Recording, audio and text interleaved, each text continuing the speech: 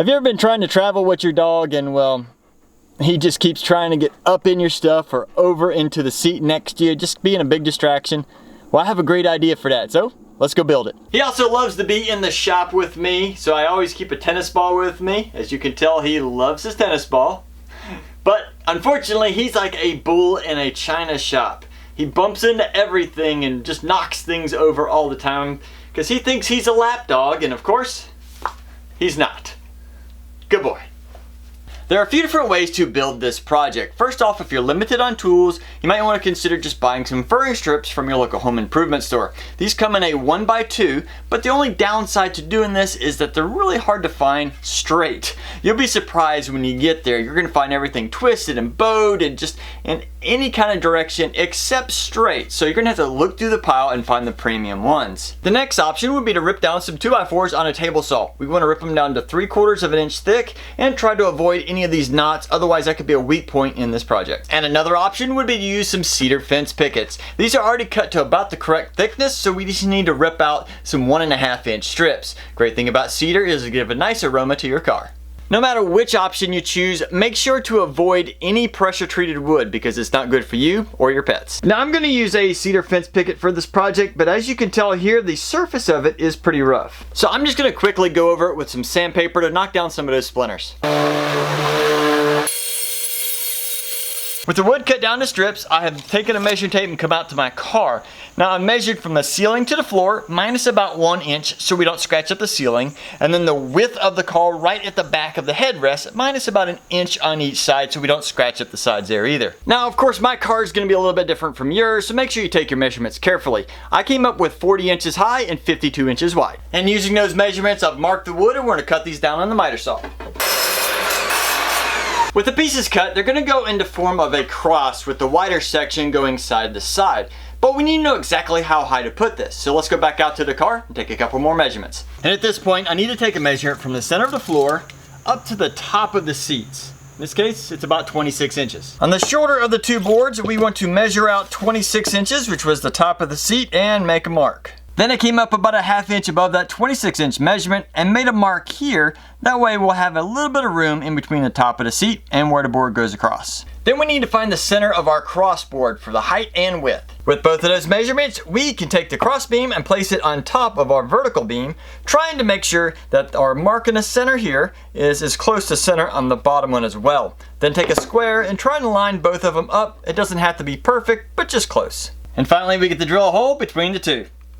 To fill those holes, I'm going to use a machine screw and a wing nut. Here's a little tip. When we are drilling out the hole for the machine screw, if we keep it a little bit smaller than this screw, it will require us to screw it into the board, but it will help us later when we're trying to tighten the wing nut.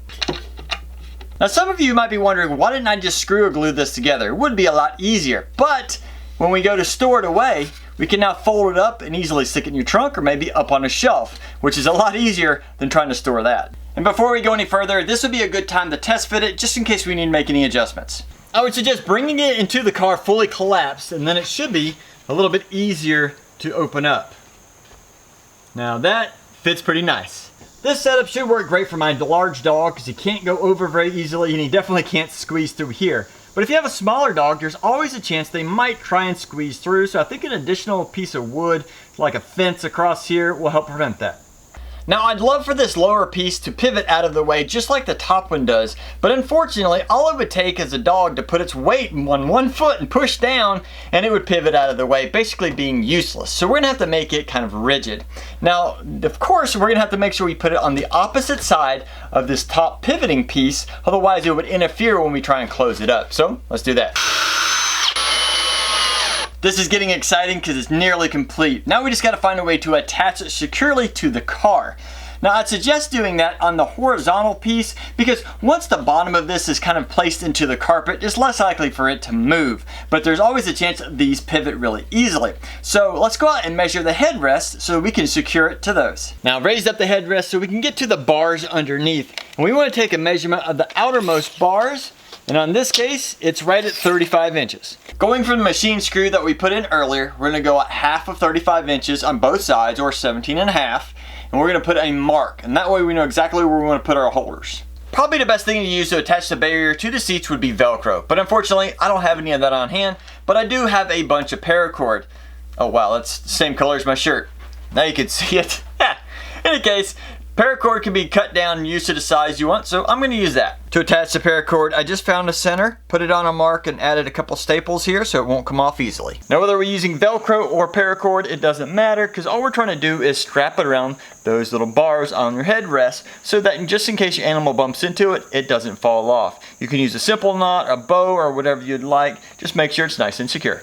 At this point, this barrier should work very well as is, but I was looking at it, seeing if there was any way we could improve upon it. And right through here, there is a big area on both sides where your dog could easily reach its head through and give you a lick on the cheek. And oh man, if you've ever had that happen, it's very distracting. So I'm thinking about putting an additional piece right about here, and that should help prevent that. And with the lick barrier in place, I will call this complete. Now it still folds up pretty compact, but these stick out a little bit. You could always put these on a pivot themselves so they'll fold up a little bit tighter. That is completely up to you, but I don't think it'll be a problem for me. Now let's go put this in the car and get my dog for the ultimate test. He loves going for a ride. In fact, I should just have to open the door and he'll jump right on in. Good. There we go. Lincoln, you ready for a ride? Looks like he's ready to go. And for the moment of truth. Hey Lincoln, come here buddy, come here. Looks like he's a little tired. You wanna come here? Here, come here. Come here. Yeah. See, so he can still get his head a little bit over the top right there, but I'm not gonna get a big lick right here on the side of my face while I'm going down the road. Tired buddy?